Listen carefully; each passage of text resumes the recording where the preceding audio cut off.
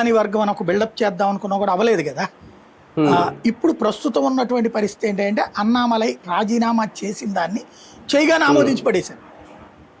అంటే అర్థం ఏంటి, బెదిరే పరిస్థితి లేదు అన్నటువంటి విషయం క్లియర్. ఇప్పుడు అన్నామలై చెప్తున్నది ఏంటంటే తను ఇంకొక కాక్రోచ్ పార్టీ టైప్ అనమాట. అన్నామలై తాజాగా చెప్పిన మాట కొత్త రాజకీయ ఉద్యమాన్ని ప్రారంభిస్తాడట.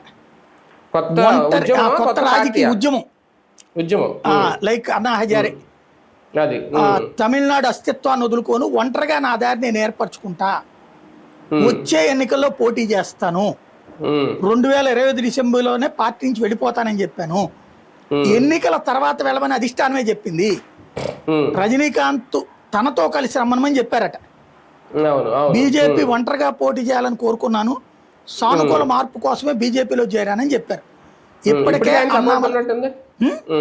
ఇప్పటికీ రజనీకాంత్ సపోర్ట్ ఉన్నట్టుంది అన్నామలై అంటే ఇప్పటికే అక్కడ ఏమైందంటే విజయ్ ఫ్యాన్స్ బాగా హడావిడి.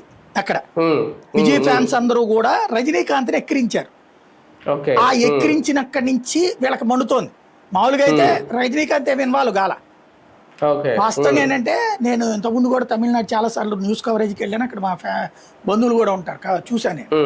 అక్కడ ప్రతి ఊర్లో మనం తమిళనాడులోకి ఎంటర్ అవుతున్న దగ్గర నుంచి మన చిత్తూరు దాటి ప్రతి ఊరు రోడ్డు మొదట